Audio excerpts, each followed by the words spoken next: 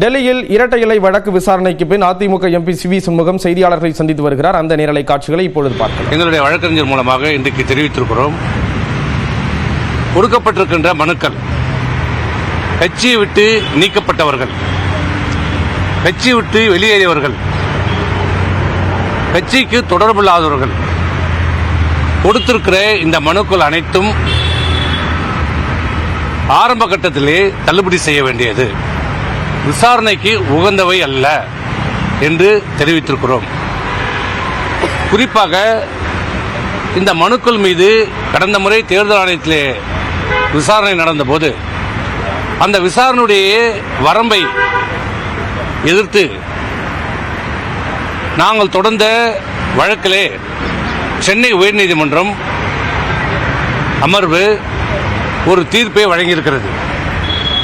தேர்தல் ஆணையத்திற்கு ஒரு கட்சியிலே உள்விவகாரங்களிலோ அந்த கட்சியினுடைய ஏற்படுகிற பிரச்சனைகளை தலையிடுவதற்கு எந்த விதியின் கீழ் அதிகாரம் இருக்கிறது என்பதை தெள்ளத் தெளிவாக அந்த உத்தரவிலே சொல்லப்பட்டிருக்கிறது. தேர்தல் ஆணையத்திற்கு ஒரு கட்சியினுடைய உள்விவகாரங்களை தலையிடுவதென்றால் இரண்டு விஷயங்கள் தான். ஒன்று,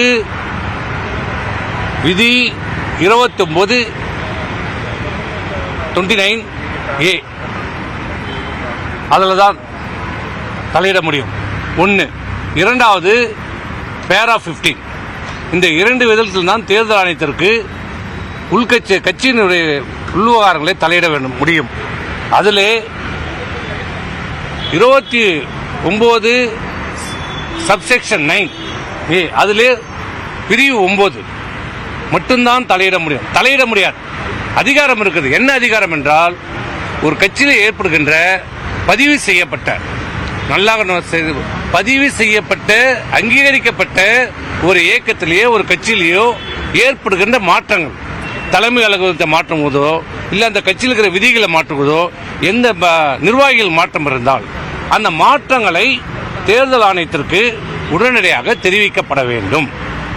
அப்படி தெரிவிக்கப்பட்ட அந்த விவரங்களை தேர்தல் ஆணையம் பதிவு செய்து கொள்ள வேண்டும். இது மட்டும்தான் 29A பிரிவு 9 கீழே தேர்தல் ஆணையத்துக்கு இருக்கின்ற அதிகாரம்.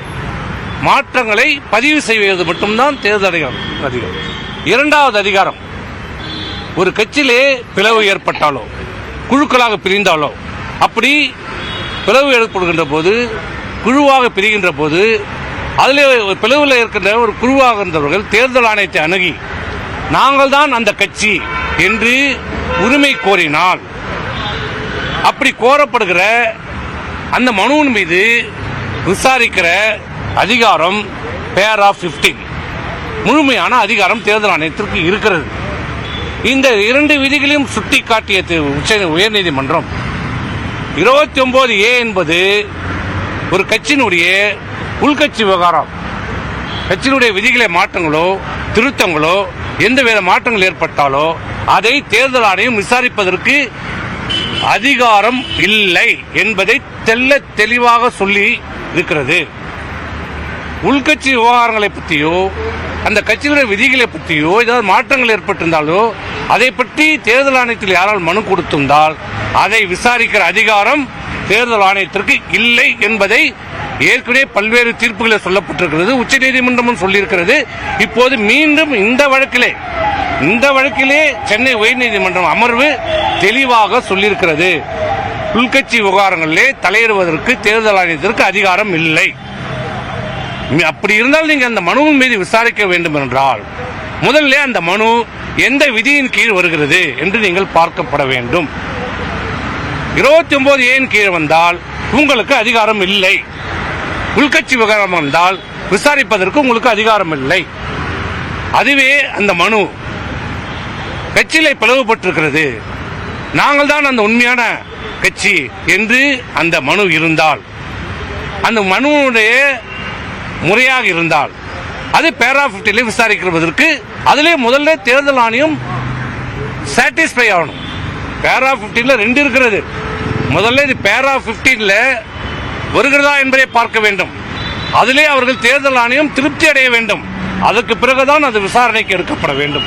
இது 2 தீர்ப்பை தெளிவாக சென்னை உயர்நீதிமன்றம் கொடுத்து, இந்த தீர்ப்பின் அடிப்படையில் தான் இன்னும் சரியாகணும், சென்னை உயர்நீதிமன்றம் கொடுத்த இந்த தீர்ப்பின் அடிப்படையில் தான் நீங்கள் விசாரணையை மேற்கொள்ள வேண்டும் என்று தெளிவாக தன்னுடைய உத்தரவுகளை சொல்லியிருக்கிறது. டெல்லியில் அதிமுக எம்பி சிவி சண்முகம் செய்தியாளர்களை சந்தித்தார். அந்த காட்சிகளை பார்த்தோம்.